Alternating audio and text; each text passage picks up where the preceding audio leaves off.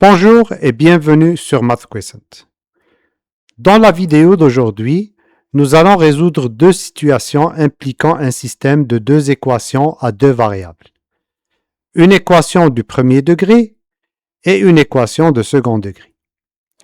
On appelle ce type de système un système d'équations semi-linéaires. Dans les deux situations, on cherche à déterminer les points d'intersection d'une parabole et d'une droite.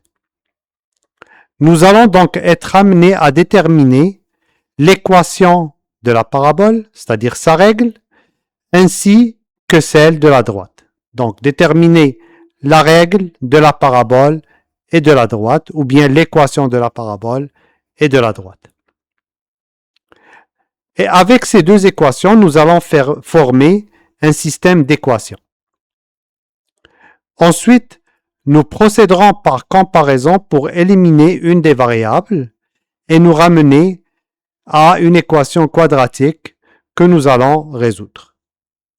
Donc, on commence avec la première situation. On nous demande de trouver les points d'intersection d'une droite et d'une parabole. Les informations qu'on nous donne sur la droite, on nous donne la pente de la droite qui est moins 12 et on nous donne l'abscisse à l'origine qui est 10. Pour la parabole, on nous donne les deux zéros, 2 et 10, et on nous donne l'ordonnée à l'origine qui est moins 60. Donc, commençons par trouver la règle de la droite. Nous avons la pente, donc la règle de la droite sous sa forme fonctionnelle s'écrit comme étant y est égal à la pente, moins 12, que multiplie x plus un certain b. Comment on détermine le point B? On se sert du point qu'on nous a donné. On nous a donné que la droite passe par le point 10, 0. Donc, on remplace dans l'équation l'ordonnée par 0 et l'abscisse par 10. Donc, ce que ça nous donne 0 est égal à moins 12 que multiplie 10 plus b, ce qui implique que b est égal à 120. Donc, on vient de déterminer b. Ça nous donne l'équation de la droite, y est égal à moins 2x plus 120. Donc, ça, c'est la première équation du système d'équations semi-linéaires. Maintenant, déterminons la règle de la parabole. On nous donne les deux zéros de la parabole. Donc, la forme la plus simple pour trouver la règle de la parabole est la forme factorisée. Donc, elle s'écrit y est égal à a, que multiplie x moins le premier zéro, moins 2, que multiplie encore x moins le deuxième zéro, qui est 10.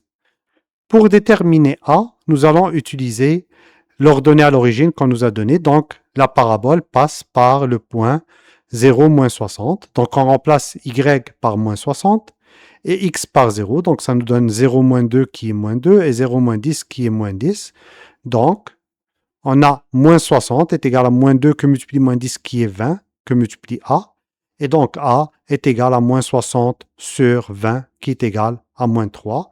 Ainsi, on aurait trouvé la règle de la parabole qui est y est égal à moins 3, le a, que multiplie x moins 2, le premier 0, que multiplie x moins 10, le deuxième 0. Donc, on a trouvé la deuxième équation. Et maintenant, on peut former le système. Le système s'écrit comme suit. Donc, ça, c'est l'équation de la parabole telle qu'on l'a trouvée. Et ça, c'est l'équation de la droite.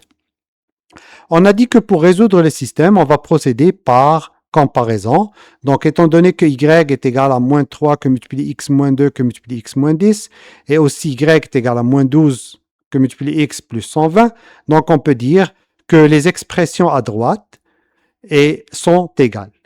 Donc, on va écrire que moins 12x plus 120 est égal à moins 3 que multiplie x moins 2 que multiplie x moins 10, et on va développer.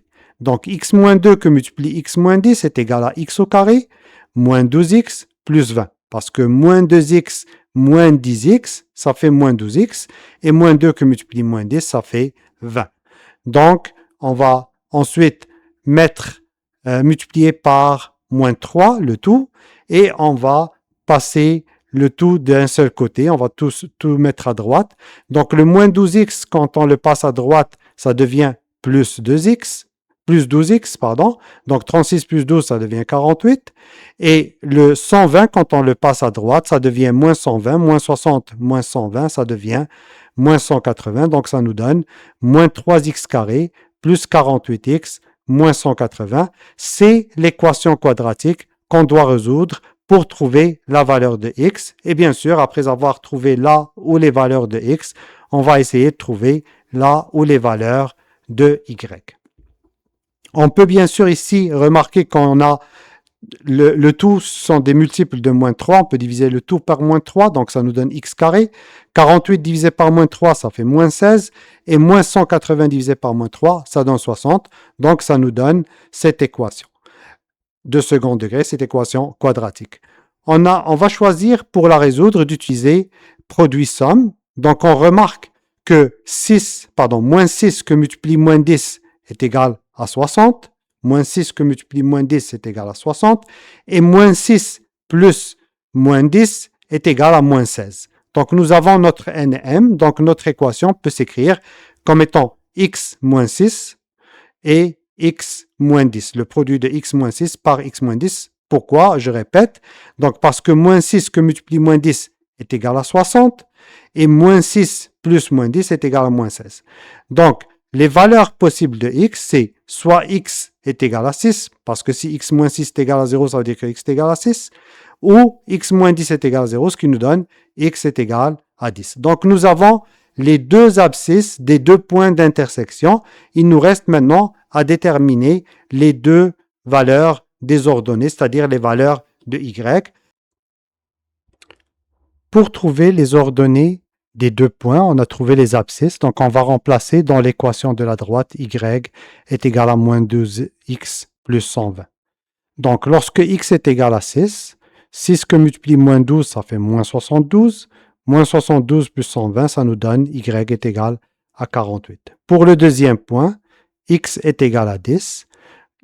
10 que multiplie moins 12, ça fait moins 120. Plus 120, ça fait 0. Donc, ça nous donne l'ordonnée est égal à 0.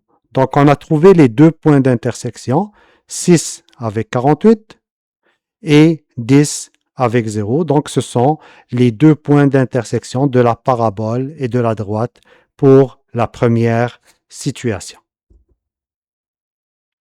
Pour la deuxième situation, on nous donne la parabole qui passe par le point moins 1, 0 et dont le sommet est le point 2, 1. Et on nous donne la droite qui passe par les points 6, moins 1 et 10, moins 4. Bien sûr, on nous demande encore de trouver les points d'intersection entre la parabole et la droite. On va commencer par déterminer la règle de la parabole, ensuite la règle de la droite, ce qui va nous donner le système d'équations semi-linéaires. Et ensuite, on va procéder par comparaison pour éliminer une des variables, trouver l'équation quadratique et résoudre l'équation quadratique. Et ensuite, trouver les points, si on a bien sûr. Donc, allons-y. Ici, on nous a donné deux points. On nous a donné le sommet de la parabole. Donc, la forme la plus simple pour trouver l'équation de la parabole est la forme canonique. Donc, on va écrire y est égal à que multiplie x moins 2, qui est l'abscisse du sommet, le tout au carré, plus l'ordonnée du sommet qui est 1. Donc, le sommet, je vous rappelle, c'est de 1. Donc, on a y est égal à x moins 2 au carré plus 1. Il faut qu'on trouve maintenant a. Pour trouver a, on va utiliser l'autre point qu'on nous a donné.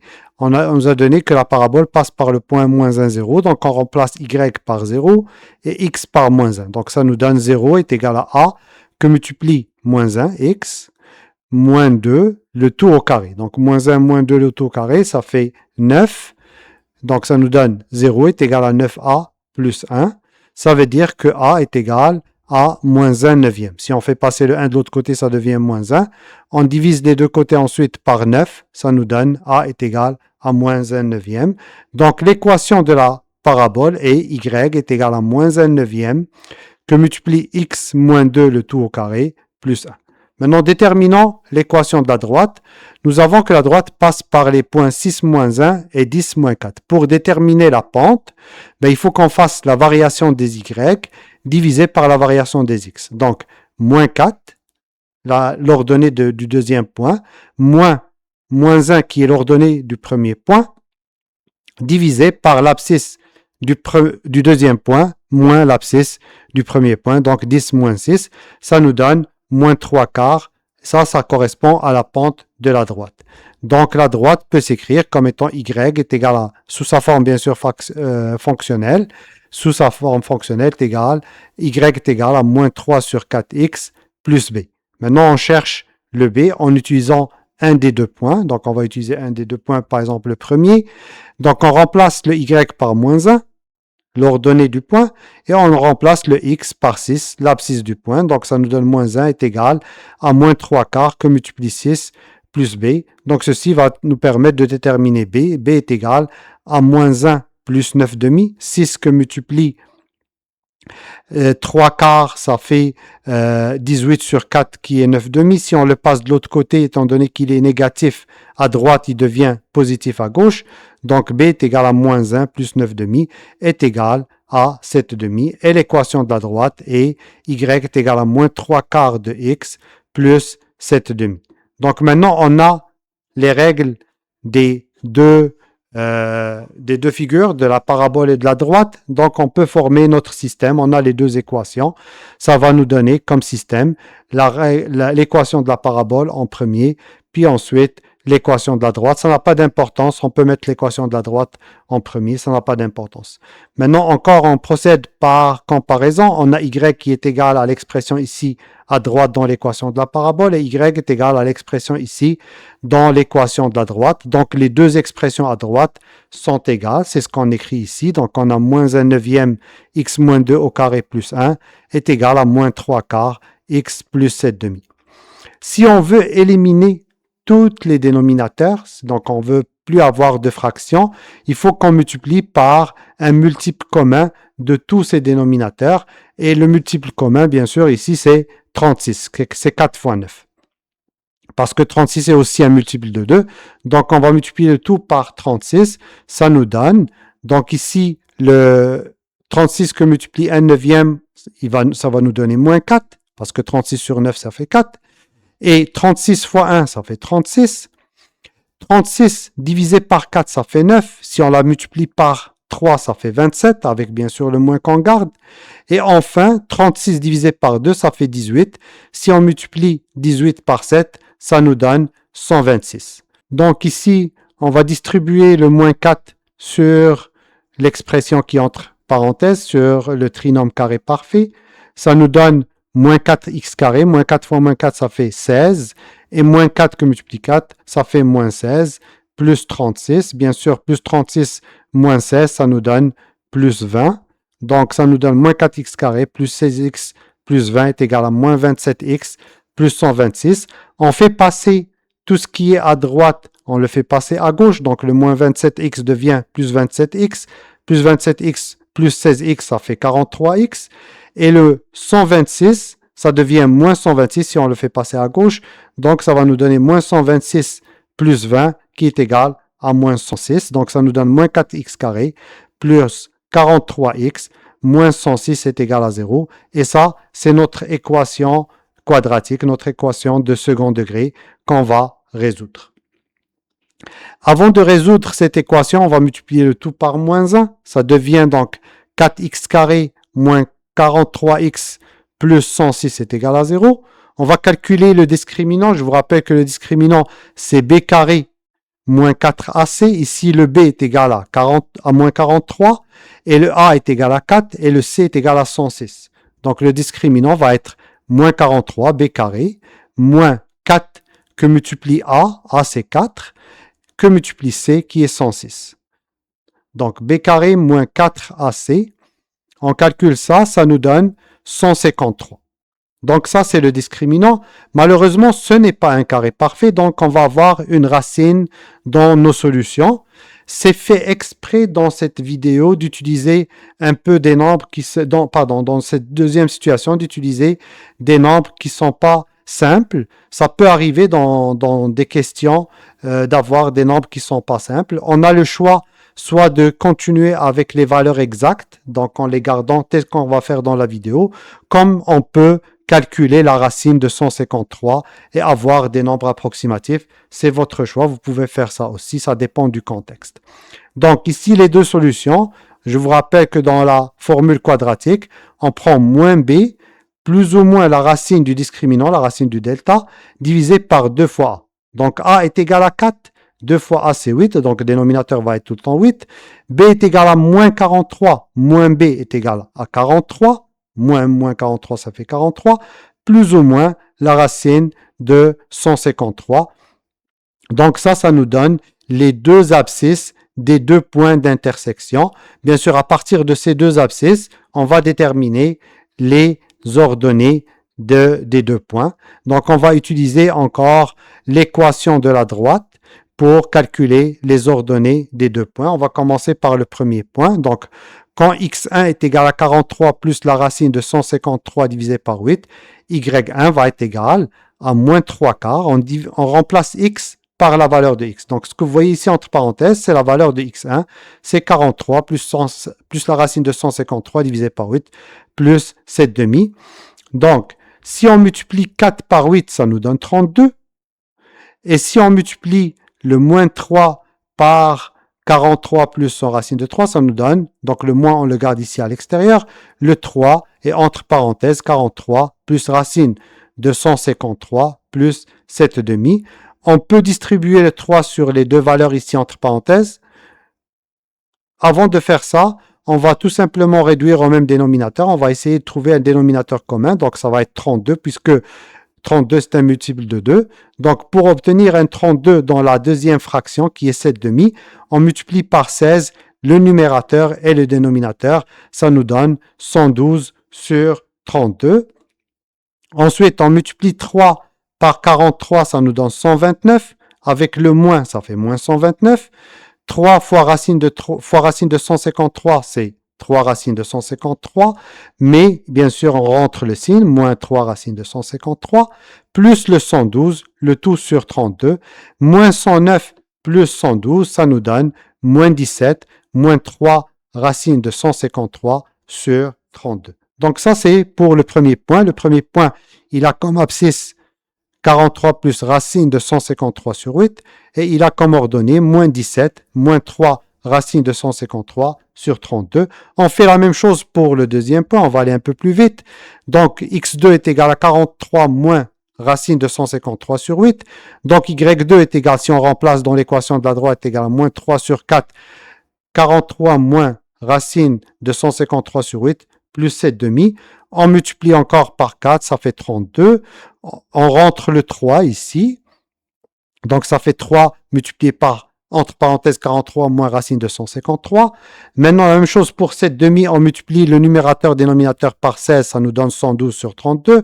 On a le même dénominateur. On développe, ça nous donne moins 129 plus 3 racine de 153 plus 112 divisé par 32. Et ça donne moins 17 plus 3 racine de 153 sur 32. On a trouvé l'ordonnée du deuxième point à partir de son abscisse. Et donc, les deux points sont ces deux points-là. 43 plus racine de 153 divisé par 8 comme abscisse. Ordonnée moins 17 moins 3 racine de 153 divisé par 32. La même chose pour le deuxième point, sauf que pour le deuxième point, le signe change. Donc, on voit ici qu'on a un moins et ici un plus. Donc, ici, on a un plus, ça devient un moins.